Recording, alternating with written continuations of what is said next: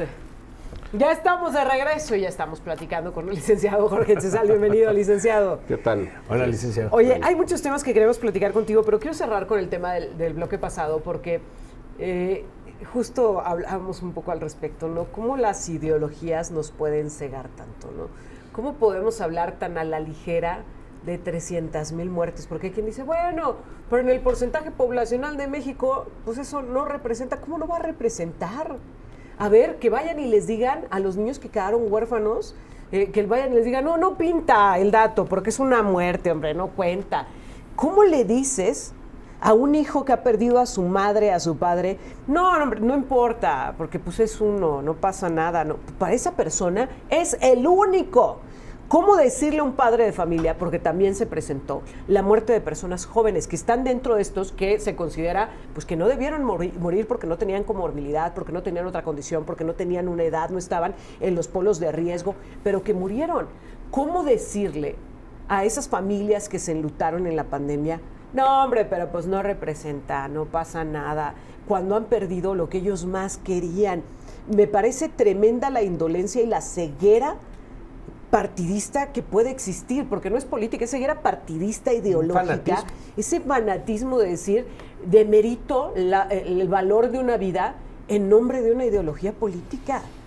Sí, claro, y si hacemos cuentas, pues sí, ¿verdad? En el PRI se murieron más, porque como gobernó 70 años, entonces se deben de haber muerto en ese periodo, por tiempo se deben de haber muerto. Pero híjole, qué grave y qué indolente. No entiendo qué calidad de ser humano, y lo publicaron en nuestra transmisión en vivo, qué calidad de ser humano puede decir, la vida de esa persona no importa. ¿Quién puede decir eso? ¿Qué clase de humano dice eso? ¿Qué clase de persona? Un genocida. Tan fácil como eso. Un genocida ¡Qué es miedo! el que no le puede importar esa situación. A ver, hay una cuestión muy importante aquí. Durante muchos años, muchísimos siglos, lo que han sido las campanas doblando, llamando a duelo, han sido todo un símbolo cuando muere alguien. En los pueblos, desde la Edad Media, del Renacimiento, etcétera. Las campanas tocaban de cierta manera cuando se oficiaba una misa de difuntos, y John Donne en el siglo XVI escribe un poema que termina diciendo: la muerte de ningún ser humano me es indiferente, porque yo soy humano y pertenezco al género humano, por lo tanto no preguntes por quién doblan las campanas, están doblando por ti. Y eso es una clarísima muestra de lo que no hemos tenido en este país. Recordemos nosotros las imágenes del presidente de la República y de Hugo López-Gatell tomando las decisiones que llevaron a la tumba a miles de mexicanos, que enlutaron a miles de familias, a ver, con argumentos desde la inmunidad presidencial, moral, ¿no? Donde el presidente tenía una inmunidad moral y entonces él no se iba a enfermar, pues se enfermó 3 veces, ¿sí? Donde decía el presidente, no, es que realmente los que no nos tienen fe son los que se enferman, pues él no se debe tener fe porque también se enfermó. O sea, es decir, argumentos que son realmente verdaderas estupideces, pero esa es una parte donde a lo mejor puedes pensar todavía que Hugo López-Gatell lo hace a partir de una concepción científica equivocada, errónea, sesgada, como quieras, pero todavía pudieras pensar que él estuviera convencido de lo que estaba haciendo. Pero la falta de empatía después de ocurrida la desgracia, o sea, es decir, pensando que yo considero que la mejor solución para prevenir la enfermedad es esta y me equivoco, al margen de lo que sea, o aunque sea la correcta, pero el resultado es que muere alguien, tendría que mostrarse empatía con las personas que murieron. Claro. Y no lo tenemos. Esa falta de empatía, esa forma como se ha comportado la presidencia de la República, como se ha comportado Hugo López-Gatell y como se han comportado las autoridades, hasta pareciera que hubieran sido intencionales las muertes. Más de 500,000 de mexicanos fallecieron, pero lo que hoy está diciendo este informe es 300,000 no tenían por qué. Casi 300,000 no tenían por qué haber muerto. A mí me pareció un tema dolorosísimo que en otra nación, que en otra sociedad estaría causando una gran indignación, pero que hoy otra vez esta maldita ceguera política, partidista, electoral, nos tienen esto que se convierte en un tema de campañas y que es lo más penoso que puede suceder, porque entonces como país no vamos a aprender, no vamos a entender, y lo decíamos hace rato Jonathan y una servidora, si se viene otra pandemia otra vez, va a ser una cuestión de lealtades partidistas y que la gente se muera sin importar nada. Qué triste y qué preocupante además que como sociedad leamos estos argumentos, de verdad me parece de lo más inhumano. Pero bueno, hoy queríamos platicar contigo de otro de los grandes temas que tienen que ver justamente con la calidad de vida y con la apuesta que se hace como nación, no solo para salir adelante como país, sino además para garantizar pues un desarrollo, un crecimiento de la población, que es la educación. ¿Qué está pasando en México con respecto al tema educativo, César? Mira, realmente es un tema muy complejo, porque justamente nosotros podemos pensar que la educación es que los niños vayan a la escuela. No, esa es una parte de la educación. Tenerlos ahí. Tenerlos en la escuela es parte de la educación. Que haya locales donde los niños puedan ir y que haya alguien frente a esos niños diciéndoles lo que quieras, ese es el primer nivel, el primer estadio de lo que es una estructura de un sistema educativo. La educación es toda una formación. Del artículo 3 de la Constitución, que habla de la educación, cuando habla de la educación, dice, entre otras cosas, que debe de ser democrática y entiende la democracia como el constante mejoramiento social, cultural y económico de las personas. Por lo tanto, la educación tiene que ser todo un proceso formativo que te enseñe a participar en esa sociedad, a que te convierta en una persona productiva y que además cumplas con ciertos ideales y ciertos fines que tiene el Estado, que es ese mejoramiento constante. También nos dice la Constitución que los poderes se instituyen en favor del pueblo y para beneficio de él. Y si nosotros vemos lo que ha ocurrido durante este gobierno, con una reforma que retrocedió para poder considerar lo que es la educación, si vemos los libros de texto gratuitos, si vemos cómo se regresó a la enseñanza de la historia sesgada, si vemos la reducción de los presupuestos para organismos como el CONACYT o la forma como se ha dirigido el CONACYT y el Sistema Nacional de Investigadores para convertirse en un pago de cuotas de fidelidad partidista con fines electorales. Vemos entonces que la educación ha ido retrocediendo. No vamos a ver las consecuencias ahorita. No va a ser un impacto en este proceso electoral. Lo vamos a ver en un país degradado dentro de 20 o 30 años, claro, en donde no vamos a tener un nivel de competencia frente a países probablemente como El Salvador o como Nicaragua. ¿En las generaciones siguientes? Es decir, cuando estas generaciones que están estudiando, que están en las aulas, estén en la vida productiva. Estén en la vida productiva, así es. Porque además el hecho de la educación, la formación, hace que se tengan espíritus críticos. Y este gobierno ha tratado de disminuir la presencia del espíritu crítico. Cuando Immanuel Kant escribe su ensayo sobre lo que es la ilustración, una breve obra de 8 o 9 páginas, donde habla de lo que es la ilustración, él le toca vivir justamente ese periodo que se conoce como de la ilustración, cuando empiezan los grandes avances intelectuales como Voltaire, la enciclopedia francesa, etc. Él lo que dice es, la ilustración es el pensar por sí mismos, el atreverse a pensar, sapere aude, que es justamente la frase con la que encabeza este ensayo, dice, hay que atreverse a pensar de manera independiente y no a pensar dirigidos por otros. Pareciera que Kant nos está diciendo, no prendan la televisión en la mañana porque va a haber una mañanera que les va a tratar de encauzar el pensamiento y lo que el ser humano no debe de hacer es dejar que eso suceda. A ver, me quiero detener en esta parte porque otra vez van a venir los argumentos, pero es que en el PRI, pero es que en el PAN, pero a ver, es que justamente me quedaba pensando eso.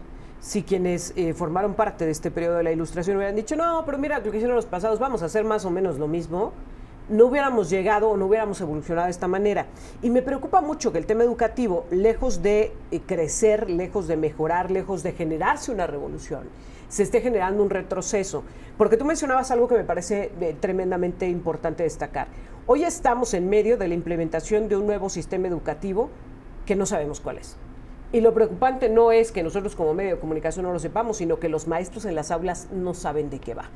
Y en la misma Secretaría de Educación del Gobierno Federal lo ha reconocido. ¿Cuál es el argumento? Que está en construcción. Pero ¿cómo construyes algo después de implementarlo? Es decir, no tendrían primero que haberlo construido y después implementado. Dijeron que esto se trataba de un periodo de prueba y luego que siempre no, que ya está implementado, pero los maestros en las aulas no tienen ni idea de qué va este sistema. Por supuesto, acá lo que pasa es que lo anuncian y como muchas otras cosas van sucediendo en la imaginación presidencial y entonces de pronto dicen, es que ya está terminado. Pues sí, pero nomás él, ¿no? Porque le faltó nada más que se hiciera en el mundo real, fue nada más en el mundo ideal. Pero aquí hay un tema que tiene mucho que ver con lo que está sucediendo a nivel general en el mundo. Este sistema educativo tiene que ser un sistema educativo congruente con la realidad. Y una de las realidades más serias y más graves que existe hoy en día es la digitalización.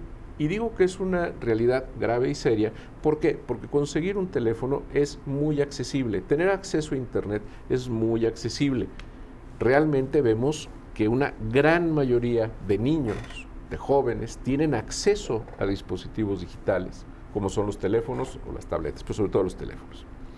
Y vemos que las fuentes de información es TikTok o YouTube, pero en menor medida YouTube. La principal fuente de información hoy por hoy en un sector importante de la infancia y de la juventud es TikTok. Son videos cortos en los cuales se da una pincelada de cierta información, que quién sabe si será cierto o no. Pero ahí está. Y yo soy un gran defensor del uso de las nuevas tecnologías, pero creo que justamente lo que tendría que estar haciendo el sistema educativo es enseñar qué hacer para poder entender la información. No es negar el TikTok, no es la discusión que se tiene hoy día en España, de a ver, ¿cómo le hacemos con las nuevas tecnologías y los niños? En las primarias prohibido, pero en las secundarias que traigan sus teléfonos. No, que los traigan y los usamos como herramienta de educación, no como medio de distracción, sino como herramienta de educación. Y tampoco se lo puedes prohibir a los de primaria. Porque es una realidad. Porque tú en la escuela le prohíbes el teléfono al niño de primaria, pero lo primero que hace llegando a su casa es que su mamá se lo entrega. Es la niñera de los niños ahora. Entonces, lo que tendrías que hacer es que los profesores entendieran esa realidad. ¿Y qué hacer con esa realidad? A mí me tocó vivir una experiencia en una institución de educación superior hace muchos años, cuando había ya un uso más generalizado del Internet. Y entonces, llegaban los jóvenes, era una carrera profesional, una institución de educación superior, llegaban con la computadora, la abrían en clase y los maestros la querían prohibir. Y la escuela la prohibía y decía, no, porque resulta que a la hora que estamos nosotros explicando, ellos se están adelantando, están teniendo más información. Y yo lo que decía es, qué bueno. Claro. Qué bueno. A mí mi clase me la facilitaba, porque entonces yo los ponía a buscar en ese momento lo que podíamos necesitar. Claro. Tenemos que entender que el mundo evolucionaba así. Bueno, si así está el mundo, si así se encuentra la realidad y tenemos un sistema educativo en donde no queda claro de lo que se trata, no queda claro a dónde se va, ¿no? Ya hemos hablado aquí del gato. No se invierte porque se redujo la inversión en materia educativa. Y en investigación científica. Y como lo hemos platicado yo en otras ocasiones, el gato del cuento de Alicia en el País de las Maravillas. ¿Qué camino debo de tomar? Pues, ¿a dónde vas? No sé, pues entonces agarra el camino que quieras, ¿no? Entonces, si no tenemos una educación con rumbo, si no entendemos cómo está el contexto social, y si los maestros ni siquiera saben qué es lo que están haciendo con este nuevo sistema educativo, pues entonces el resultado en 20, 30 años es que vamos a tener un país analfabeto. Bueno, Delfina Gómez se fue de la Secretaría de Educación sin explicar el programa que ella había dejado. Recuerdo que cuando le reclamaban mucho las condiciones de escuela, ella decía, váyanse a las escuelas más alejadas, ahí está la nueva escuela mexicana.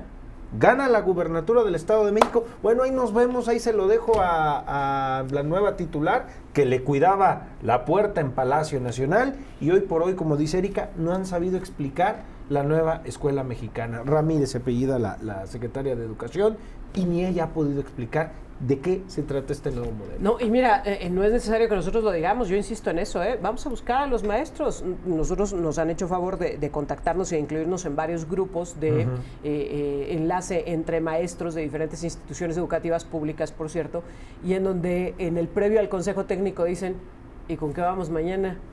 No, pues no sé, a ver, o sea, ¿cómo se trata de esta improvisación? De pues vamos resolviendo el camino, o de temas particulares o generales de un plantel educativo, más allá de realmente el espíritu, porque además los viernes últimos de mes se deja a los niños sin clase bajo el argumento de que sus maestros se están preparando, pero resulta que los maestros no se están preparando, al menos no en algo que sería de utilidad, porque no tienen idea. Y en esos días de clases, Erika, de los viernes que me ha tocado ver con mis contemporáneos, ¿a dónde cree que los dejan, licenciado? al Con el celular. Claro. Porque los papás están trabajando. Claro. Y otra vez van ahí otra vez. Sí, por supuesto. Tenemos que hacer una pausa, pero al regresar vamos a platicar también de qué es lo que está sucediendo con este Fondo de Pensiones para el Bienestar, que ha sido ya firmada su creación, su decreto por parte del presidente, avalada por el Poder Legislativo Federal, y platicamos de ello al regresar. Estamos con el licenciado Jorge Chezal, enseguida volvemos.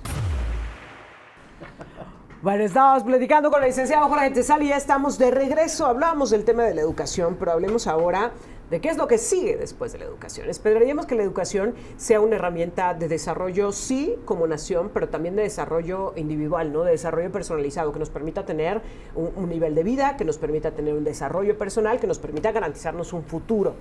Bajo esa premisa es que se cambia originalmente el sistema de pensiones y se dice vamos a hacer las cuentas individualizadas, que cada quien pueda ahorrar, y también bajo la premisa de que no había dinero para todos, que no alcanzaba, pues, que los sistemas de pensiones que se habían diseñado anteriormente estaban colapsando, que ya no alcanzaba el dinero y que entonces, pues mejor que cada quien generara su ahorro para el retiro. Sí, ha sido muy frustrante ver las cuentas de ahorro para el retiro de quienes forman parte de este sistema, quienes formamos parte de este sistema, y pensar que nos vamos a retirar con muy poco dinero, pero realmente muy poco. Pero a ver, ¿qué va de esto a decir vamos a completar esas pensiones con dinero de otros? Hoy el presidente pues ya dio a conocer el día de ayer que firmó este decreto para la creación del Fondo de Pensiones para el Bienestar. Hasta ahora, bueno, pues hay todavía muchas dudas de si efectivamente queda establecido que será para las pensiones o si queda como estaba la redacción en la ley que vio el Senado de la República, donde decía preferentemente se buscará que vaya destinado a las pensiones, porque todavía recordemos que la presidenta del Senado dijo, bueno, y le vamos a hacer unos arreglitos y luego vemos. A ver, ¿qué sigue en esta historia, licenciado? A ver, vamos a recordar un poco. El tema de que se haya trasladado el sistema de pensiones a fondos administrados por particulares tiene, entre otras razones, hubo varias, pero una de ellas es que efectivamente el dinero no alcanzaba y no iba a alcanzar. Y no iba a alcanzar por una razón muy sencilla, porque el Seguro Social se lo iba a comer.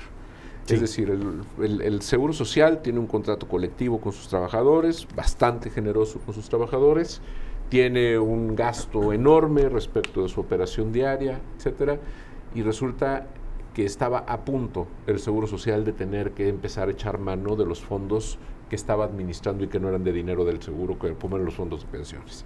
Entonces hay una decisión y dicen, a ver, esto no está funcionando, porque además tenemos una serie de problemas y yo no quisiera pensar que por eso quisieron que se murieran 300,000 personas en la pandemia, porque el tema de pensiones es que mientras aumenta la expectativa de vida, entonces el gasto de pensiones aumenta. ¿Por qué? Porque el periodo de retiro sigue siendo el mismo, es decir, 30 años de trabajo, la persona se puede jubilar, pero si esa persona se jubila a los 60 años, vamos a pensar, trabajó de los 30 a los 60, se jubila a los 60 y resulta que antes tenía una expectativa de vida de 20 años, es decir, 80, y ahora la expectativa de vida es de 90, sí, pues ya son 30 años, hay que aumentar 10 años lo que se va a tener que financiar. Entonces, evidentemente, esto generaba un problema cuando se trataba de un fondo único. Se hacen las AFORES, se mete el dinero ahí, totalmente de acuerdo. Me parece que la reforma en materia de las AFORES no tendría que ser en función de vamos a sacar el dinero para poder completar con un fondo gubernamental, sino en todo caso cómo hacemos que las AFORES puedan ser más productivas para los trabajadores. Los fondos de pensiones, por ejemplo, en los Estados Unidos, son los grandes inversores de la bolsa de valores, con reglas, con acotamientos, con responsabilidades muy claras. No se arriesga el dinero de los fondos de pensiones en cualquier tipo de inversión. Pero los fondos de pensiones en Estados Unidos financian proyectos de infraestructura y financian grandes obras. ¿Por qué? Porque van a tener una tasa de retorno y esa tasa de retorno le da una comisión al administrador y el dinero de los pensionados aumenta en función de esas operaciones. Acá, esa parte creo que tendría que haber sido la reforma. ¿Qué es lo que se está haciendo? Bueno, como tenemos nosotros ahora divididas las pensiones, ya el gobierno no participa de este otorgamiento de la pensión en buena medida, sino que lo hacen los particulares. Punto número 1, vamos a regresar a ser nosotros los que demos el dinero. Es decir, vamos a volver a ser nosotros para que nos lo agradezcan a nosotros. ¿Cómo nos lo agradecen? Con votos. Okay. Claro. Entonces tiene un sentido electoral. En segundo punto, es que no tenemos de dónde echar mano, porque el gobierno no tiene dinero de dónde recaudar para poder hacer este fondo de pensiones. Y entonces lo que va a hacer es un camino intermedio entre lo que era antes y lo que es ahora. Es decir, ese dinero que ahorita está en las cuentas ociosas de las Afores, antes lo tenía el fondo y era como podían sobrellevar los gastos. Bueno, como sigue ocioso, ahora en lugar de tenerlo aquí, como lo tienen allá, me lo voy a traer. Pues exactamente lo mismo. Estamos regresando a lo que era el sistema de pensiones anterior. La única diferencia es que el dinero está guardado en un lugar de donde voy a sacarlo para traerlo. Y eso es un ataque al titular de esa cuenta, que puede tener la cuenta ociosa porque no tiene movimientos, pero no por eso está regalando su dinero. ¿Y en qué lo va a gastar el gobierno? Efectivamente, decía, ¿verdad? Preferentemente en las pensiones, pero a lo mejor deciden gastarlo en obras de infraestructura. Ayer agregaron con la Secretaría de Gobernación, Luisa María Alcalde, que era Afores, dinero del Seguro Social, dinero del Infonavit y del ISSSTE. Y eso no estaba agregado, que era lo que mencionábamos. Que el Infonavit desde un principio lo dejó entrever porque de inmediato salió el titular muy acomedido a decir, aquí tenemos una bolsota de dinero. Sí. Que no es del instituto. No, por supuesto que no. ¿De quién es ese dinero? De trabajadores y de patrones. A ver, se integra con fondos de trabajadores y de patrones y es de los trabajadores. Las aportaciones de seguridad social, es decir, las cuotas que se pagan al ISSSTE por parte del gobierno, al IMSS por parte de los particulares o al Infonavit, son aportaciones de seguridad social. Una aportación de seguridad social es una contribución al gasto público por una prestación que da el Estado en nombre y representación de alguien obligado. La Ley Federal del Trabajo, la Constitución, obligan a los patrones a dar casa, a dar alimento, a dar pensión, a dar guarderías, a dar servicio de salud. ¿Por qué surge el Seguro Social? Porque cada empresa tendría la obligación de tener que cumplir con esto y sería imposible para una empresa poderlo hacer. Entonces se diseña un sistema de seguro en donde los patrones pagan una cuota, los trabajadores pagan una cuota, se integra un fondo único y ese fondo único es el que da esos servicios. Es decir, funciona como un seguro de vida o como un seguro de coche. Bueno, ahora, ese es el seguro social. Entonces, en este caso, ¿de quién es el dinero? ¿Quién es el beneficiario? ¿Quién es el asegurado? Es decir, ¿quién va a recibir el beneficio cuando se da el evento? El trabajador. Ahora, en el tema del Infonavit a mí me parece un tema delicadísimo, porque dice el titular, aquí está esta bolsa de dinero que no se está usando. Pero a ver, ¿por qué no se está usando? No es que la gente no quiera ejercer su crédito. Cualquiera quisiera, ¿no? Aunque tengas una casa propia, pues mira, te sirve, compras una casa, la sacas con el crédito de Infonavit y la vas rentando y tienes un ingreso adicional, etcétera. Me parece que cualquiera quisiera. El asunto es que ese dinero o esos créditos no están siendo tomados por los trabajadores porque cuando van a buscar una vivienda dicen, híjole, tengo un crédito de 300,000 y la casa cuesta 2 millones.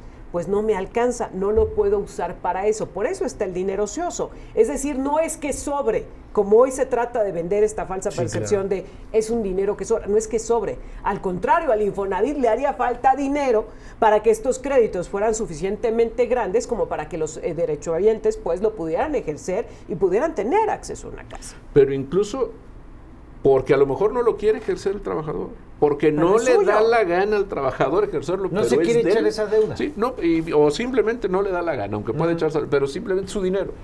Sí, claro. Entonces, esta operación de inversión con los fondos de pensiones, justamente es cómo hacemos que este dinero que no se está gastando, que tenemos aquí, esta bolsota que menciona el directivo del Infonavit, ¿qué vamos a hacer con ella? Vamos a hacer inversiones. ¿Y cómo hacemos las inversiones? Doy un ejemplo. Las Afores compraron certificados de la tesorería, CETES, para financiar el Aeropuerto Internacional de la Ciudad de México. Claro, eso es una actividad perfectamente legal.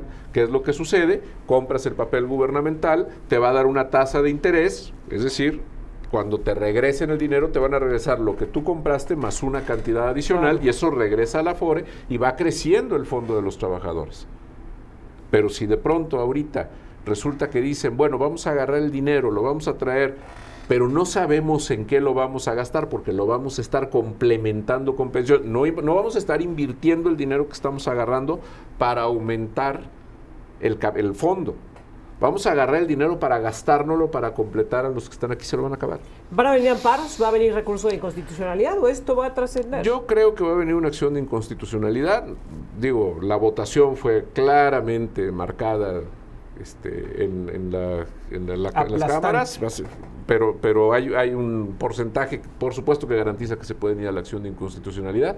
Yo creo que va a venir la acción de inconstitucionalidad. Yo creo que vendrá una suspensión con efectos generales que la prohibieron en el amparo, pero no en las controversias ni en las acciones de inconstitucionalidad. Eso no pudieron hacerlo. Y van a suspender la toma de ese dinero y veremos un berrinche presidencial. Sin embargo, destacó algo interesante, Erika, en anterioridad, porque ayer Luisa María Alcalde decía, ya van a transferir el dinero a partir de que entró en vigor ayer la ley, y van a transferir dinero en julio, o sea, en el siguiente mes. Y dijo algo interesante, y ese dinero que ya se fue, si ya se repartió y luego cae la inconstitucionalidad, ¿qué va a pasar? ¿Ese dinero se va a regresar? ¿Se va a perder? En julio es cuando se va a transferir el dinero, cuando van a empezar a pagar. La acción tiene 30 días para presentarse, 30 días naturales. Ajá. Es decir, se puede presentar a lo largo del mes de mayo. Yo creo que ya la tiene lista. Y yo creo que el ministro, al que le corresponda resolver el asunto, va a admitirla y va a decretar la suspensión de inmediato. Pero además, si el dinero se transfiriera, la Corte puede ordenar que se regrese. Bueno, finalmente, licenciado, no te podemos dejar ir sin preguntarte, pues, ¿cómo estás viendo las campañas electorales? Ya comenzaron también las locales. Pues, ¿qué es lo que estamos viendo en este proceso electoral? ¿Cómo ves a los candidatos? Híjole, si tuviera que contestar esa pregunta con lo que estoy pensando, probablemente. Pensando que estamos al aire. Pensando que estamos al aire, voy a tener que ser muy respetuoso para contestar. Salvo honrosísimas excepciones, salvo contadísimas excepciones, en mi vida había visto tal cantidad de incompetentes anunciando y pidiendo el voto en las calles de San Luis Potosí. Es impresionante, gente a la que vemos pidiendo que se vote por ellos, cuando lo que tenía que estar pidiendo es una disculpa por el atrevimiento de estar registrándose como candidatos. Realmente, me parece que es terrible el nivel al que han llegado las candidaturas, insisto, salvo contadísimas excepciones, pero me parece impresionante y me parece preocupante por una razón. Porque quiere decir que para que algunos de estos personajes hayan llegado a ser candidatos, es que no había nadie más. Y si no había nadie más, es que a la ciudadanía no le está interesando. ¿Hay responsabilidad de los partidos políticos? No, a ver. Al estar impulsando estos perfiles. No, bueno, a ver, las pandillas estas que militan bajo las siglas de partidos políticos, que no son otra cosa más que pandillas, de todos los colores. De todos los colores. Simplemente hay que ver la forma como se repartieron las candidaturas, a quienes eligieron, a quienes hicieron a un lado cuando les estorbaban para poder postularse. Algunos partidos abrieron convocatorias y luego mandaron las convocatorias a la basura y decidieron como les dio la gana. O hicieron encuestas y luego mejor no importa. Mejor no quién quedó en el primero y en el Entonces segundo. es de veras es penosísimo ¿cómo se llama? La elección que vamos a tener. Hay muchas boletas que van a llegar a la urna y que probablemente tengan huellas de humedad porque van a estar manchadas con lágrimas, seguro. Licenciado Jorge Tizal, como siempre, gracias por estar con nosotros. Muy buenos días. Al contrario. Y hasta la Gracias, próxima semana. licenciado.